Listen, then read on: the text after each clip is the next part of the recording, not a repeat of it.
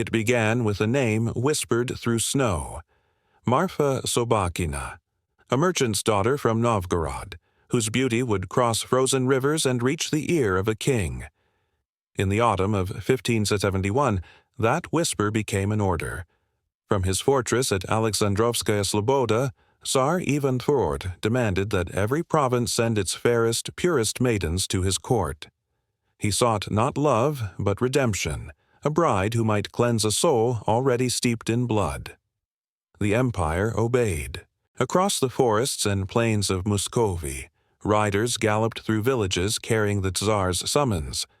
Girls of every rank were gathered, from the daughters of noblemen to the children of merchants. They came by sleighs and carriages, their faces hidden under veils of frost, their families walking beside them in fearful silence.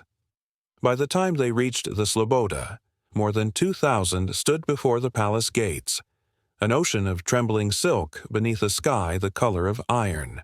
Inside, the fortress glowed with candlelight and suspicion. The air reeked of pine resin and melting wax. Physicians examined the women's teeth and skin. Priests muttered blessings over their bowed heads. Astrologers traced constellations above their names. Each candidate was reduced to a calculation. Her bloodline weighed against her beauty, her silence mistaken for virtue. And all of it watched, unseen, by the oprichniki, the Tsar's black-cloaked enforcers whose mere presence made the torches flicker. Then, on the third day, Ivan appeared. Witnesses remembered that the music stopped as he entered, as though even the instruments feared to breathe. He walked slowly through the hall, his fur-lined robes sweeping across the stone floor. The women bowed, trembling. Yet one did not raise her eyes until he stood before her. She was pale, almost spectral, her hair gathered simply, her gown without embroidery. When she finally met his gaze, something in the room shifted. "What is your name?" he asked. "Marfa Vasilievna Sobakina," she replied, her voice barely more than a breath. He stared for a moment longer, not with lust, but with the fascination of a man who had forgotten what innocence looked like. Those close to him said the Tsar smiled only once that day. To choose a merchant's daughter was an act of defiance. The nobles who had presented their jeweled daughters were humiliated. The boyars whispered that Ivan had gone mad again, that the devil himself guided his heart. But the Tsar saw in Marfa something no noble could offer, a simplicity untouched by intrigue. In her he sought peace. In her stillness he saw his own salvation. The preparations began before dawn. Goldsmiths forged crowns and chains, their hammers echoing through the courtyards like distant thunder. Seamstresses worked until their fingers bled, stitching silk from Persia into a gown heavy enough to bow a queen's shoulders. Across the fortress, candles burned without rest, their smoke curling through corridors like ghosts that refused to leave. But with the splendor came unease. The church hesitated to bless a third marriage. Omens gathered like ravens above the towers. Servants swore they heard crying from the bridal chambers at night. One claimed a candle extinguished itself whenever Marfa passed.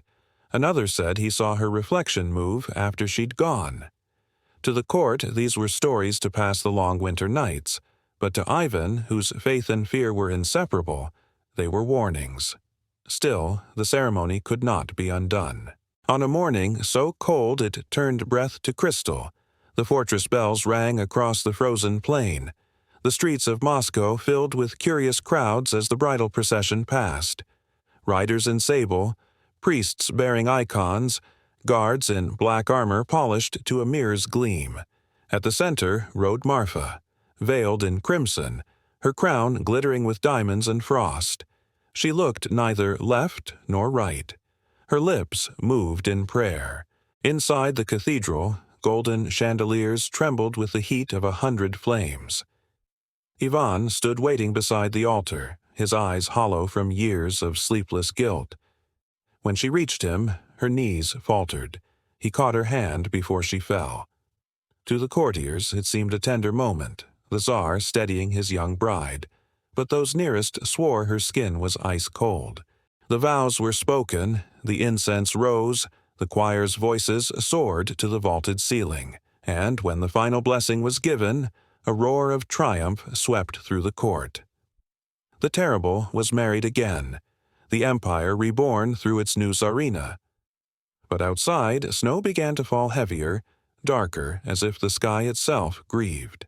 That night, as the fortress feasted, the new bride sat alone in her chamber, pale as the wax of the candles that surrounded her. The music below rose and faded, and somewhere beyond the walls, a wolf howled.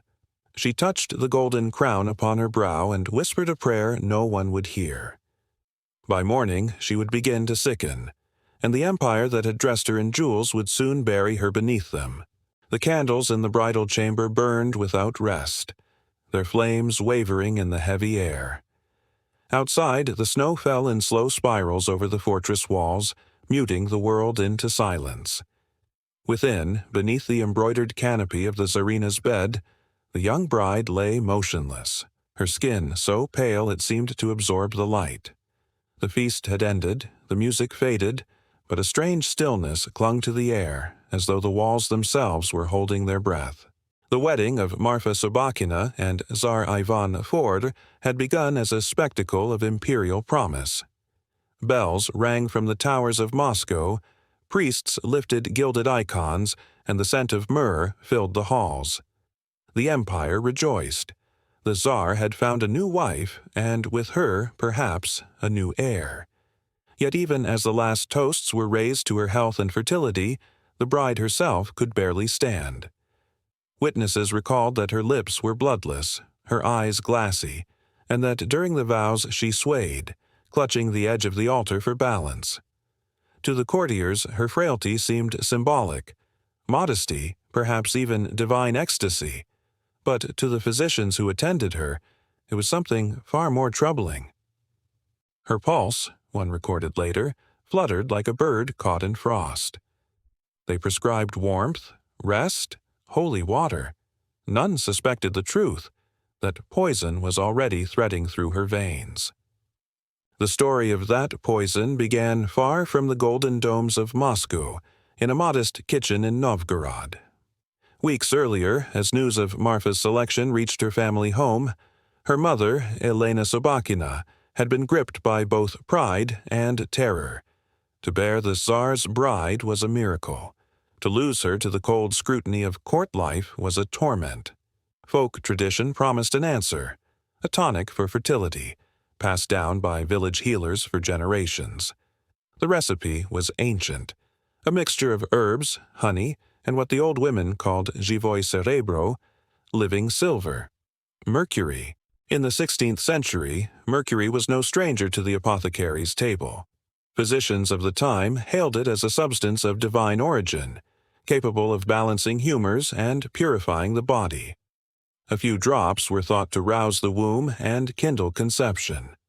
To a mother desperate to secure her daughter's survival and legacy, it must have seemed a harmless blessing. Elena is said to have prepared it herself, stirring the mixture by candlelight while snow fell against the shutters. She whispered a prayer as she poured the silvery liquid into a small glass vial.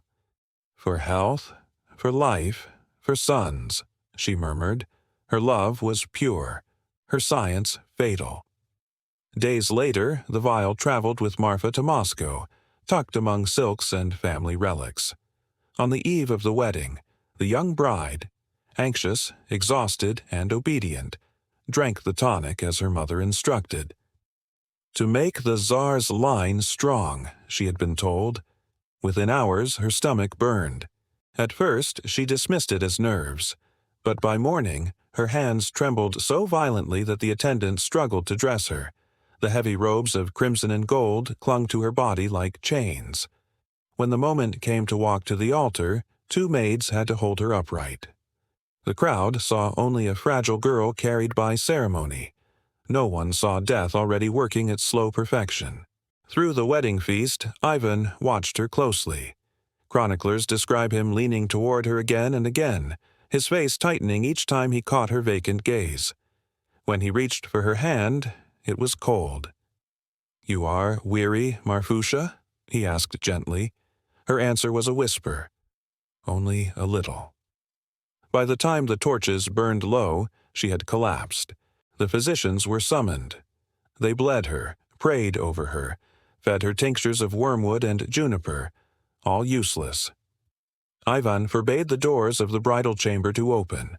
For 3 days he kept vigil, pacing the floorboards, his boots echoing against the carved icons. Servants heard him mutter beneath his breath, "If she dies, they will pay. All of them." Outside, the palace remained trapped in ritual. The kitchen still roasted swans for a wedding feast no one would touch. Choirs rehearsed hymns for a Thanksgiving service that would never be sung. The air stank of candle grease and smoke, of sickness hidden behind ceremony. By the 5th day, Marfa could no longer speak. Her breath came shallow, her eyes glazed, and the scent of sweet mercury sweat filled the room. The healers, fearing the Tsar's wrath, told him she would recover. He did not believe them. "You lie," he snapped. "She is bewitched." And so the search for culprits began even before the bride had died. Messengers rode through the night. Courtiers were questioned. The Tsar's bodyguards dragged servants from their quarters, demanding confessions. Yet no one could explain how the healthiest maiden in Russia had become a ghost within a fortnight. Only one small clue lay forgotten in a chest of gifts: an empty glass vial, faintly dusted with silver.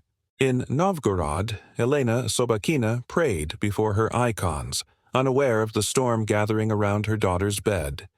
She could not have known that her act of care, her potion of life, was now being read as an assassination.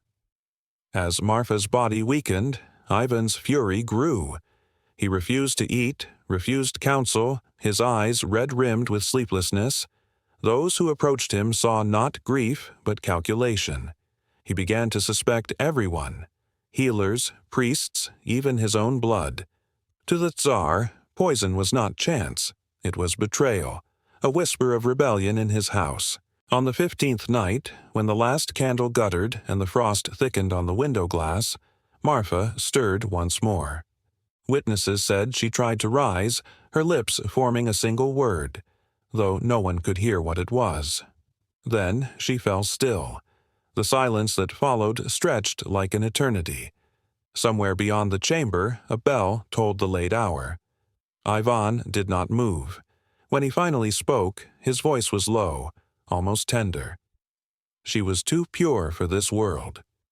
Then, after a long pause, the tenderness vanished. "But I will find the one who took her from me." Outside, the snow stopped falling. Inside, the age of terror was about to begin. The bells of Moscow tolled low and mournful over the frozen city, their echoes swallowed by fog. Inside Alexandrovskaya Sloboda, the candles had long since burned out, leaving only the cold gleam of dawn upon the Tsarina's still form. 15 days. That was all the marriage had lasted. Half a moon between promise and death. The Tsar stood over her bed, silent, unshaven, his eyes 2 dark hollows reflecting nothing. He had buried wives before, but this time something inside him did not mourn. It fractured. When the court physicians declared they could find no poison, Ivan's voice cracked the air like a whip. "Then you are the poison," he said. The men fell to their knees, trembling. His grief, raw and uncontainable, demanded a culprit. And in 16th century Moscow, when the Tsar demanded guilt, guilt appeared. The first to be taken was Marfa's maid, dragged from her quarters before sunrise. Her screams echoed across the courtyard as the oprichniki, Ivan's black-cloaked enforcers, demanded confessions. They found none, so they made them. The girl's final words, witnesses said, were prayers to the Mother of God. It did not matter. Ivan had convinced himself that Marfa's death was not fate, but conspiracy. A plot by boyars who sought to curse his house and rob him of heirs. He ordered the city sealed. No messenger was to leave, no letter to be written without his seal. A shadow fell over Moscow, thicker than any winter. By the end of that week, the fortress rang with iron, chains, locks, the clatter of boots. The oprichniki, those fanatics in black who rode with severed dogs' heads tied to their saddles, became his instruments of purification.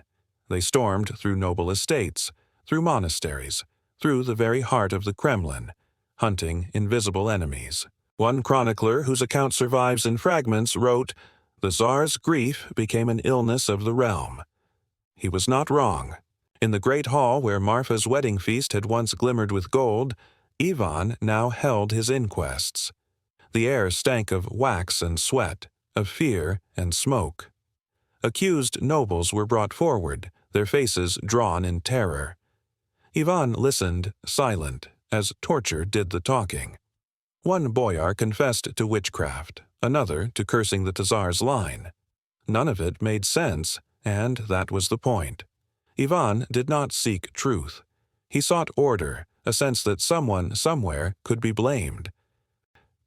He turned even on Marfa's own kin. Her father, Vasily Sobakin, was exiled to a monastery, his beard shaved as a mark of shame. Her brothers were seized, questioned, and never seen again. Rumor whispered that one of them was beheaded in Red Square, another drowned in the Moskva River. And still, the Tsar's hunger for vengeance grew. Outside the fortress walls, peasants huddled in silence, afraid to even speak the Tsarina's name. Bells were forbidden to ring. Mourning was outlawed. Every gesture of pity was seen as defiance. The empire had become a theater of fear, and Ivan, its director, unpredictable, merciless, divine in his cruelty. In his private chambers, the Tsar prayed before icons blackened by candle smoke. He beat his chest and wept aloud, demanding God to reveal the traitor. "Show me who took her," he cried. "If not man, then demon, but show me." When no answer came, he rose and declared that the entire nation would be cleansed. And so the oprichnina, his private state within a state, took on a new, terrible purpose. Clad in black robes, mounted on black horses, they rode through the night carrying banners marked with skulls. Villages accused of sorcery were burned. Towns that harbored suspected heretics were erased. The flames of those purges were said to be visible for miles, pillars of fire rising into the northern sky, as though heaven itself had caught the contagion of his grief. In the years that followed, thousands would die beneath the weight of Ivan's vengeance.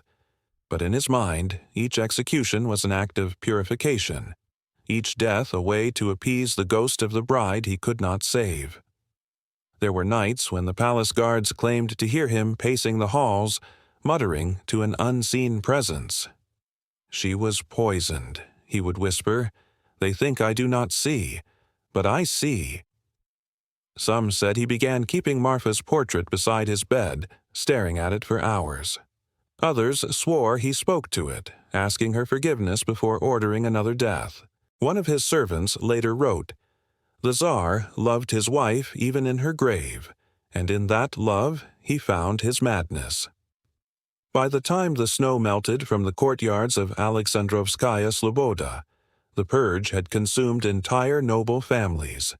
The boyars who once mocked the merchant's daughter were gone, their estates seized, their banners burned. What began as the death of one young woman had turned into the birth of a reign of terror, one that would define Ivan's legacy for centuries. In 1572, as if to bury his humanity alongside her, Ivan dissolved the last remnants of mercy. He no longer distinguished friend from foe, loyal from traitor. The empire bent beneath his paranoia, and the word Grozny, the terrible, ceased to be an epithet. It became prophecy fulfilled. Historians would later call Marfa's death the hinge upon which his sanity turned.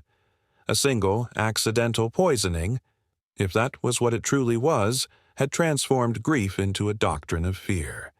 Her grave, modest and unmarked, became the silent foundation of an empire ruled by suspicion. In the cathedral archives of Moscow, one chronicler left a final line beneath the record of her death. And so, the bride's cup became the cup of Russia, bitter and without end. Outside, the snow returned. The bells tolled once more, but softer this time, as though even the city had learned to whisper. Ivan listened to them from his tower window, his face lit by the glow of torches far below.